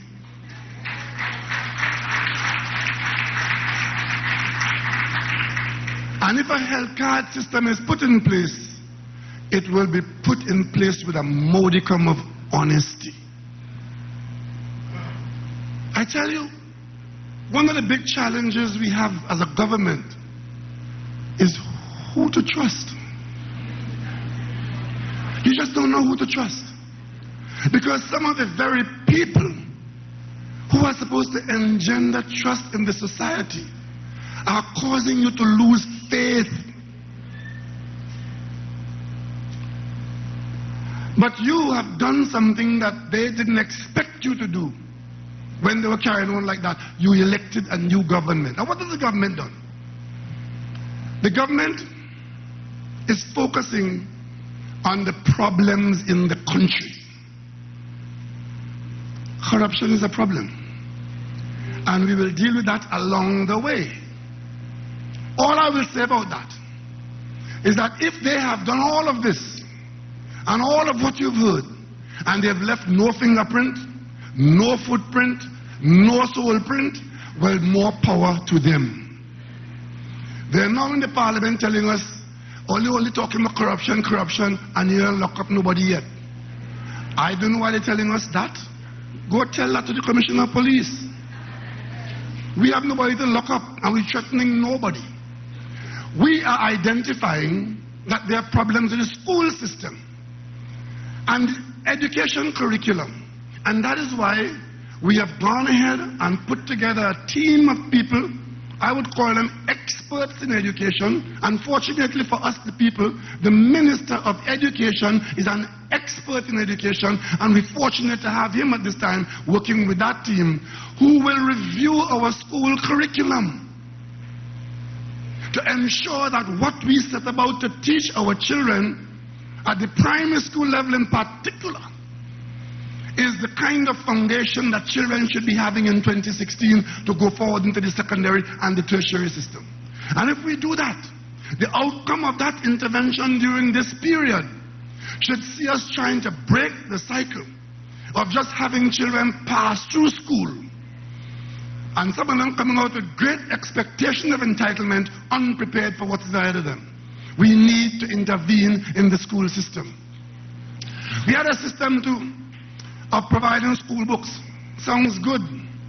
I, more than anybody else, should know what education can do to an individual, to a family, to a country. So, when we had to intervene in the school books provision, it wasn't because we didn't want children to get school books. It is because there was significant waste and possible corrupt practice in there. And we are of the view that our children will not be any less educated if the books are not changed every 6 months. There are some people who have become authors by plagiarism, and they have their partner in the government system. And the competition for books, is a Vanity Fair. So we didn't go down that road last year. When I leave here tonight, I'm going home to read my cabinet notes that have come out tonight. And among those notes is the Minister of Education coming back about how we are going to set about to provide what is required, school books for the next school term starting in September. We are going to do it and do it properly. But there was a period when this system was just another nipple on which certain mouths were fixed. Because there isn't a single area, and you could quote me on this, there isn't a single area where there was public money to be stolen where we have not found wrongdoing. From changing light bulbs in the school. And that is one of the biggest challenges that our government faces coming in, and meeting the whole system permeated with wrongdoing. I met in the office of the Prime Minister a permanent secretary who was the subject of an audit that pointed to criminal conduct in an area where lives were lost by murder. And the last Prime Minister was protecting that Prime Minister in the office of the Prime Minister.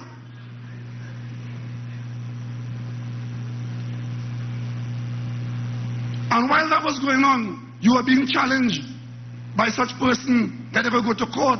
Have you observed that every ne'er-do-well in this country who should be dragged before the magistrate and sent down the road threatening you with the court? Threatening you with the court. A place that they should be fearful to go. They're telling you that is where they want to go. Because I don't know, they figure once they get there, the matter will turn in their favor. I was in the office for about 3 weeks, and the requisite action was taken by the Prime Minister of Trinidad and Tobago post September 7th.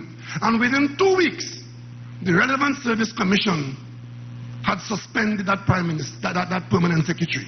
I want to ask yourself, what kind of action were we having in Trinidad and Tobago where after 2 weeks of one Prime Minister, you get a suspension, but for the previous 2 years, was moonlighting in the Prime Minister's office. And today, we go to the Parliament. They make an announcement up front. They're not supporting anything that the government bring. But why are you surprised by that? Why? That is exactly what we expect to happen in the opposition. So we have to govern this country. We have to govern this country. And we will govern this country for your affairs on what votes the PNM have in the Parliament. Because the opposition has no intention for doing anything in this country except thief public money when they get into office. None whatsoever.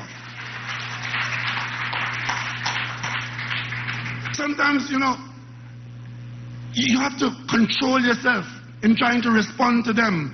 Because they know that you know, and you know that they know what they're asking you, what the answer is. But they're trying to provoke us into making unseemly statements. But you see,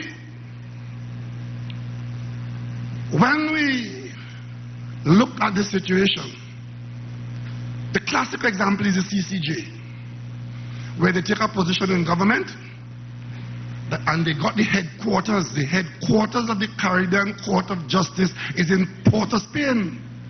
And they lose an election, and they will not agree then to what they agreed to before. And then they came back in the government for 5 years, and then out of shame for their conduct, tried to give you the impression that they require a referendum that was never to come and not part of our law and our system.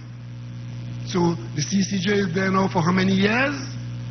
In Port of Spain, to our embarrassment and shame, while we have not acceded to the court as our final court of appeal. So why are you surprised that we carried the SSA bill to the Parliament. This is the bill that allows, for the first time, through law, certain specific authorities to listen to what criminals might be saying and doing and planning. Every country that's serious in today's world has that. And the technology is available for you to follow criminal conduct if you have a proper police service or other agencies of security.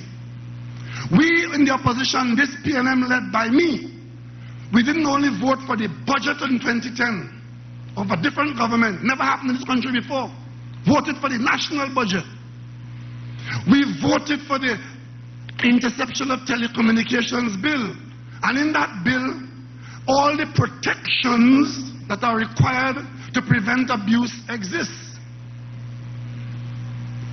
And only the Commissioner of Police, the head of the Defense Force, and the head of the SSA could have authorized any eavesdropping in this country.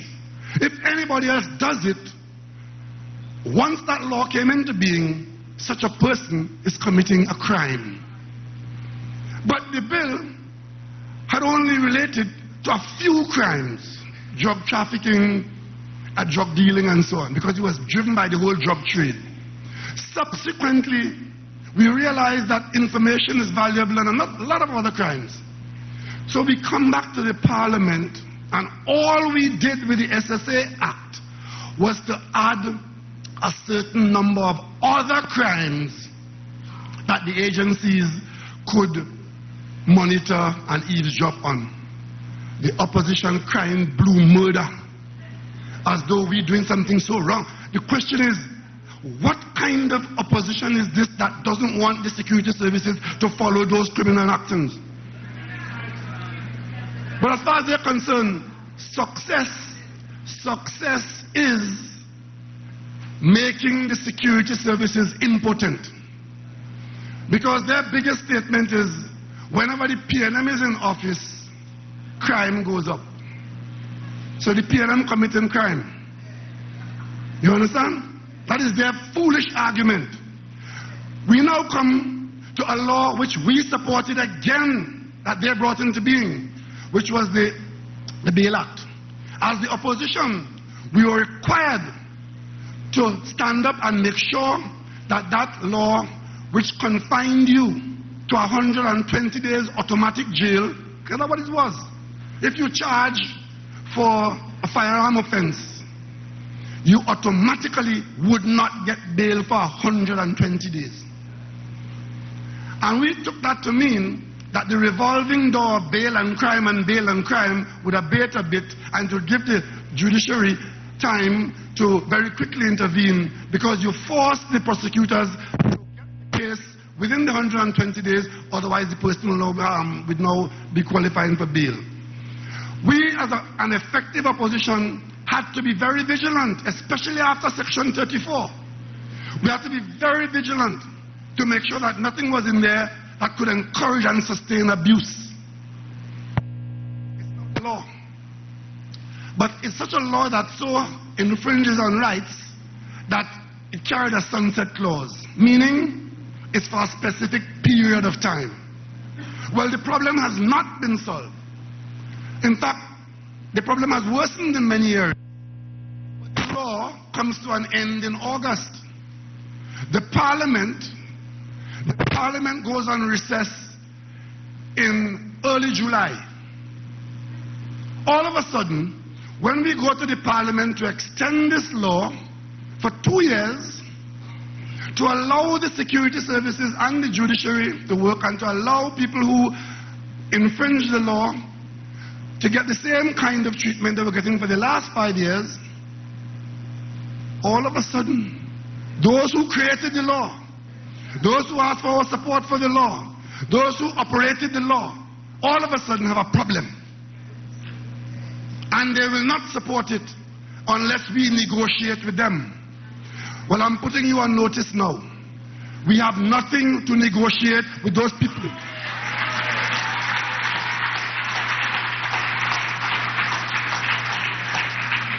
There is stronger language that can be used, which I'll reserve for another day. If you could see your country washed in blood, gunmen all over the place, criminals choosing to do what they're doing in the most bold-faced way in this country, and you want to play politics with it, that is a matter for you and the people.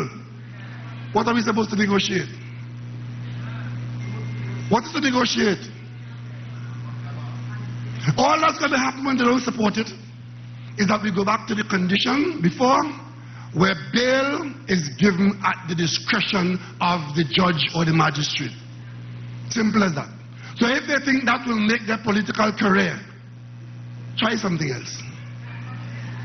Because what that law had done is to take away from the judge or the magistrate the jurisdiction of determining bail.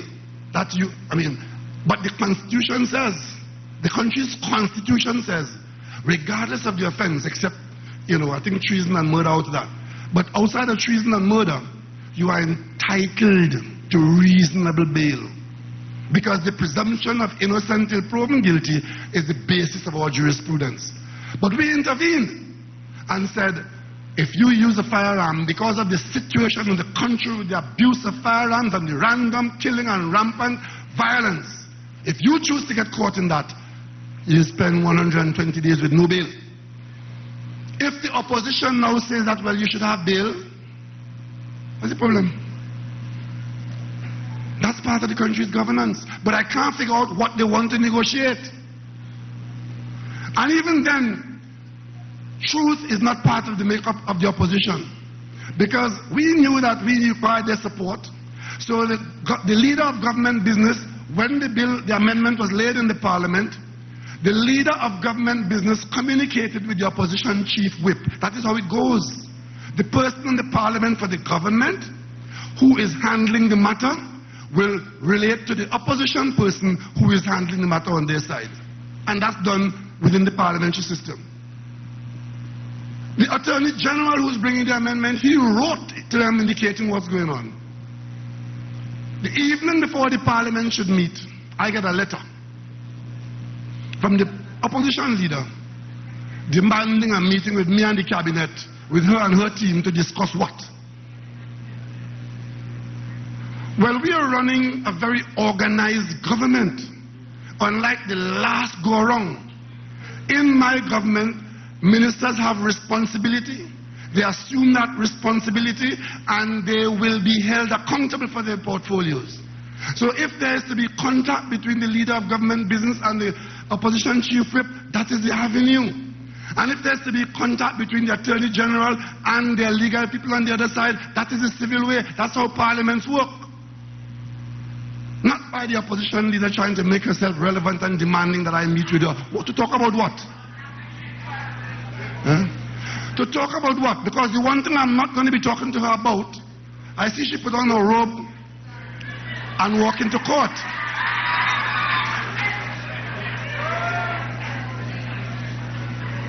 The two of them walk into the court with robes that they gave themselves, silk. One, the former Attorney General, he and the government knew that the law that we passed in the parliament to protect children in these homes, St. Jude's homes and Mary's home and so on, we passed a law, and the law has within it the requirement for these homes to be licensed. And certain standards had to be met because the law was raising the standards.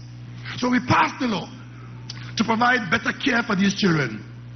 After the law was passed, there was a requirement for the state to upgrade these places. They knew that because they brought the law to the parliament. We debated it. So they knew what had to happen. The law was passed unanimously. And then there was a requirement after for the law to be proclaimed, which means that whenever we were ready, the cabinet will tell the president to proclaim the law and bring it into force. What did they do? The same people who brought the law, who knew what had to be done, they proclaimed the law knowing full well that we were not ready with the upgraded places. And then they're going to court now and telling the court that we are holding children in unlicensed places, and the court is paying those children those $400,000 in damage, and God knows how much to the lawyers. The lawyers making a living doing that. And you ask yourself, what manner of people is this? You remember a fellow called Gibbs? Commissioner of Police Gibbs? Another one called Iwatsky? Right. When they were about to appoint those two fellas, we in the opposition say it's a bad idea. We don't mind supporting a deputy commissioner to bring something to the table, but to have a foreign commissioner who is a stranger to our culture, our behavior, our problem is going to fail. They said no. As a matter of fact, they accused us of xenophobia. Many of you know what that word means? It means you're afraid of foreigners. Xenophobia. And when they told us that, we said, go ahead. Halfway through Mr. Gibbs and Iwatsky term, they fired them and they paid them millions to go home. Since then, we have not had a proper commissioner of police in office. And this government went right through its term, not lifting a finger to have a proper appointment done of a commissioner of police. And worse, the change that was required to bring that about, we in the opposition said for all those years, we will support it, just bring it to the parliament any Friday evening and we will support it, bring the amendment and let the country proceed to appoint a commissioner of police. It has not happened. And you have to ask yourself, why? And when we became government with your support, you the people saw the need to change the government. One of the campaign issues we held out to you was this same issue. And we said to you, put us in office and we will take steps to appoint the commissioner of police. Well, we did what we could have done. We changed the order so that it now allows the Police Service Commission to ask the DPA to find, don't get confused, but this is the system. The commissioner, the Police Service Commission is now to ask the DPA to find a company to invite applications for commissioner of police. This has been done now for God knows how long.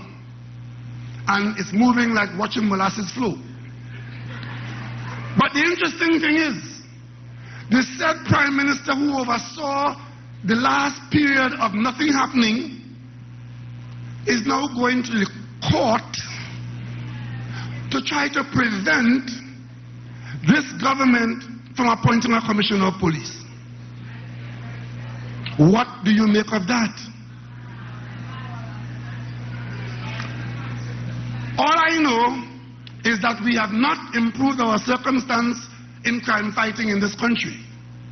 There are many people in this country who are about to give up hope that the criminals have the upper hand of the system. And that many people live in fear, and the frequency of violent crime in this country is unacceptable. And you can hold the government responsible for that, because the government is responsible for your safety and your security. What the government is not responsible for is going out there and making full use of the resources available in the crime fighting effort. Or, once we pass the regulations out, the appointment of a commissioner, the government has no say in the matter whatsoever. So we have to sit here and look at it not happen, and you sit there saying the government ain't doing nothing. The government has no power in the matter because responsibility is segregated. And I'm not asking for any power to do that. I'm simply asking for people to do their jobs, because you are dying in the streets and the job's not being done. As a government, I've moved with alacrity to ensure that the National Security Council functions. Because you had a country in the face of all that crime wave where the National Security Council was not functioning. And that half of the cabinet were members of the National Security Council. Like people who are asking to get on, just go on National Security Council. Well, since we came into office, we have a proper National Security Council chaired by the Prime Minister. It includes the Attorney General, the Minister of Finance, and a couple other ministers, and we meet with the other arms of the state involved in National Security Council, because National Security Council is supposed to be a small unit of people overseeing what the country is doing in national security. Not half of the cabinet like they're going to a party down in somewhere. Now, the next thing that we do is to ensure that everything that we could afford is made available to those who are out there to do the job. And we meet on a regular basis, and we've made some significant improvements. But I will say no more at the moment. I will wait to see how the days and weeks unfold. But I'll say to you, the people of Trinidad and Tobago, there comes a time when I will say to you that you can't hold the cabinet responsible for the state of affairs while not holding the obstructionists accountable. Because there are people in the system who are obstructing any progress that we'll make in this crime-fighting matter. So, we move on from there. In the health sector, let me tell you how it goes in the health sector. An old man goes to the hospital, the public hospital, where you are paying good money for certain services to be provided. He has a problem, and he's given an appointment for way down in the year.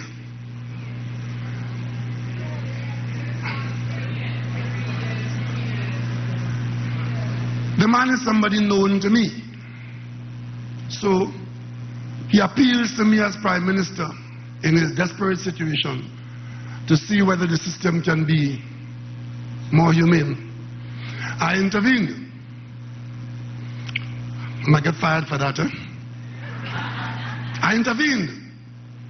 And I called the Minister of Health, and I asked him whether it is possible for the system to become a little more responsive. The Minister of Health intervened, and the system promised to be a little more responsive, and they brought his appointment forward a little bit. And the man was grateful and happy. But he goes back to the system, and the system tells him, can't be done. But if you come by me down the road, it can be done now.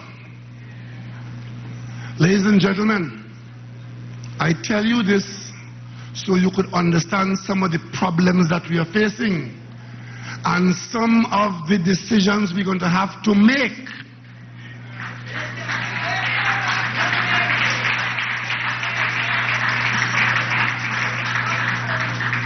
And that is why I anxiously await the report of the Welsh committee that we put in place early in our tenure to review this whole question of the delivery of health care in Trinidad and Tobago. We just can't go on this way. Because what we will find is that we're spending more and more money on the school system and getting less and less education, to the point where nowadays some of our brightest students can't talk English. And then in the health system we'll be spending more and more of the scarce money we have and getting less and less health care. What we are trying to do is not to punish anybody, not to be reckless, but to try to get the best value for the money spent by the people of Trinidad and Tobago. So you will see it in the Ministry of Family Services. You will see it in the Ministry of Housing. You will see it in the judiciary, in the AG's office, sorry. You will see it in the education system. You will see it in the health system, and you will see it in the Ministry of Works as well. All around, because we know that given what we are facing, the best way to approach the current problem is to find out where there's waste, where there's corruption, where there's inefficiency, and deal with that at the source. So, as we go forward, you will see the government encouraging certain developments, because we can't just say, okay, we're going to fix waste and corruption and then we'll have all the resources required. No. Waste and corruption, we will deal with those in the context of where we are, but we need to grow the economy as well. We need to grow the economy. And I am one of those who believe that this country has a bright future. We're going through a bit of a tough time now, but it's not going to last forever. And if things go well, that future that we had before would still be there to be had. We want to encourage citizens to be responsible at the personal level. And of course, if you know anybody with a $700 food card with a degree and they're working, call the police.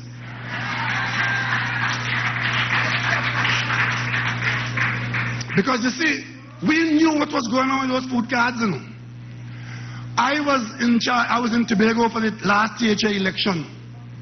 And the week of the election, the UNC moved in to the headquarters, a large number of Trinidadians. And they came to penny savers in Grap, in the yellow jersey, shopping with food cards. I raised it on a platform in Tobago. They say I lie. Then Jack Warner, who was leading their campaign in Tobago, ceased to be the chairman of the UNC, came inside the parliament and told the parliament, even after all that, they bring back boxes of food cards from Tobago after they lost the election. That's how the food cards are operating. And you heard tonight, one of my colleagues said something about every minister, every MP getting how much food card? Well, he made a little mistake. He left out the word suppose. Every MP was supposed, according to the system they were operating, to get these 50 food cards a month. We in the PNM knew nothing about it.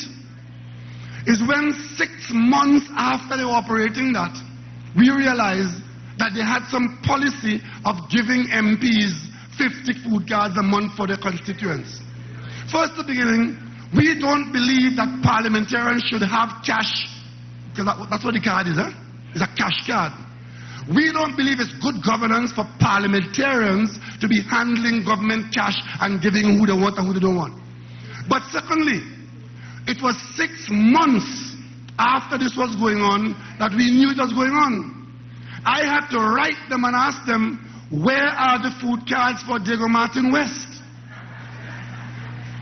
And then they sent 50 to the office. I said, what is 50 for the last 6 months? That's 300 food cards by $700 or $500. To this day, they never answered. You know why?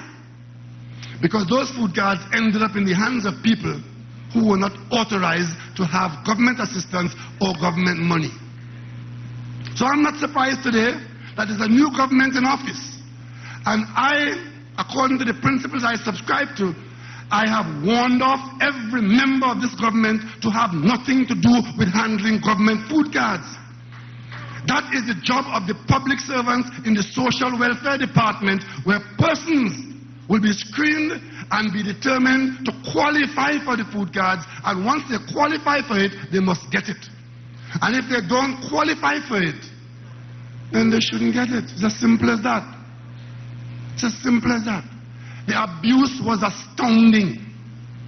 One owner of a supermarket, shall remain nameless, was telling a friend recently that that chain of business is down $12 million a month as a result of the tightening up on the food cards. You all understand what's going on? That is just one supermarket chain. There are about 3 or 4 supermarkets in the chain. And that the effect of tightening up on the leakage of government money shows up in that way. So that is why we have to do things differently. Today, I had the opportunity of spending the day out about 100 miles southeast of where we are here, where BHP, Shell, and BP are breaking new ground. The first well to be drilled in our deep water province is underway.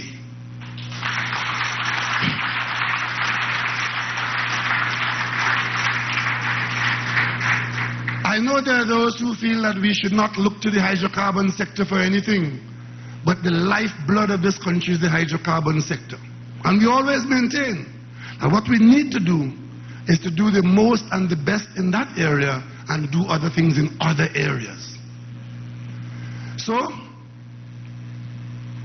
I spent the day out there being marveled at the technology. The drill ship that is doing that program of drilling 3 wells is one of the marvels of modern technology. Cost $1.2 million a day.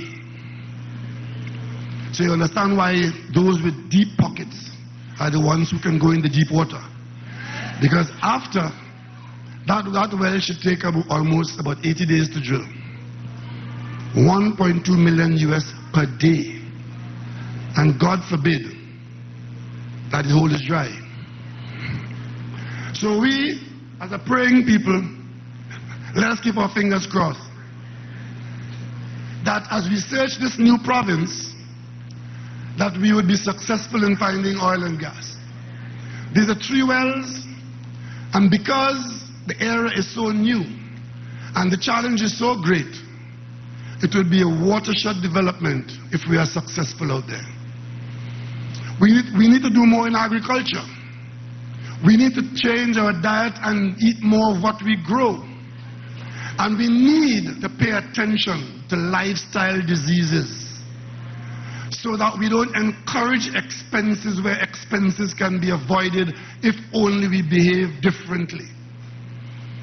And of course, there are some things we can do in Trinidad and some things we can do in Tobago. And it is my intention as a Tobagonian to bring Tobago as a major player in the Caribbean tourism destinations.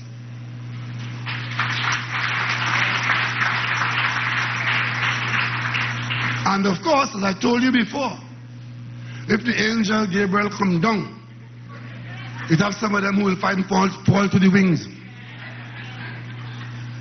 So we expect that there'll be those who will have a naysaying about it, especially if they perceive that success in these areas would mean doom for them politically. But we will not surrender the possibilities of the people of Trinidad and Tobago. You, the people, have done what you had to do. You put us in office. You've given us responsibility, and we intend to discharge that responsibility with respect and with care to ensure that we impact on your circumstances. And it's against that background that I can tell you that the local government reform program is underway. Much of what you raised this evening are issues that will be taken up in the new local government reform. The elections will be held this year. We are now drafting the legislation to come out of the consultations that we've had with you. That draft will come out for further consultation. We'll go to the polls showing you what we intend to do. And you, the people, will decide who you will support. And if you want them back, you can have them. But if you want change, change for the better, change for good governance, change for honesty in office, change for hard work, change for self-respect, and change for accountability. If you want that, stay and work with the PNM. Thank you.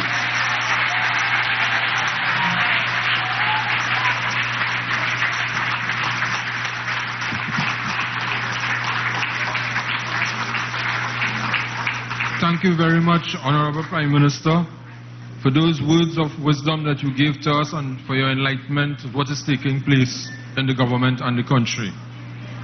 I would like to thank our listening audience for being so attentive as we stay to the end. And on behalf of the People's National Movement, I would like to wish the Muslim community Ramadan Mubarak. I want to thank you all for being a good audience. I would like to apologize once again for the standing audience and those who are outside. And stay tuned that for our next meeting should be next week. You will be informed of our next meeting, and you need to come out and listen like how you listen to Minister Coburn and Minister Mitchell, and of course our Honorable Prime Minister. So thank you very much, and have a safe drive home.